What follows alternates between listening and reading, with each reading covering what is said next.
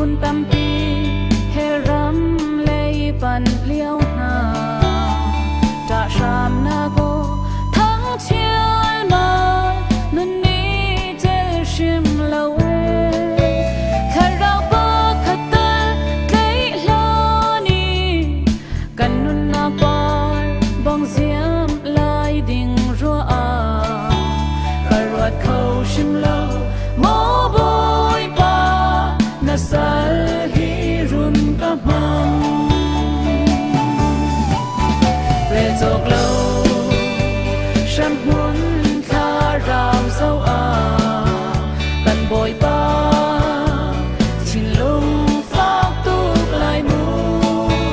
kham cha mi fa na le ke ni atu kalin thong tha dia chim bu si ban chung sui khwa a tu fa he thang that la kan sa ya kan boy pa jisu christ ong ni vô lei chung kho za ram ki pa kalin kham nak thong tha chim na u zul tu si ter na u boy pa fial chi mi riau na si rau manung bi cha tak mi rian sung lo bat chia nol pe ma nung bi tu masa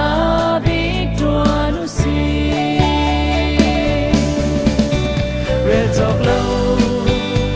shan hun kha rau zau a kan boy pa chin lung phak tu lai mu kham cha mi fa na le ke ni atu kalin thong tha bia chim u si ban chung sui khwa tu fa he thang that la kan sa la thing hui zot nang zong nol a pe an nol pe bang thing hui zot na ka thia ti let na zong nol a pe dai zir zir ten an Lazarus ruang zong nol a pe china khanin Lazarus a thau tha san lai lo mi sual cái zong hi na du bang kam hang ko re zok lo shan hun kha rau zo a kan boy pa chin lung phak tu lai mu kham cha mi fa na le ke ni atu kalin thong tha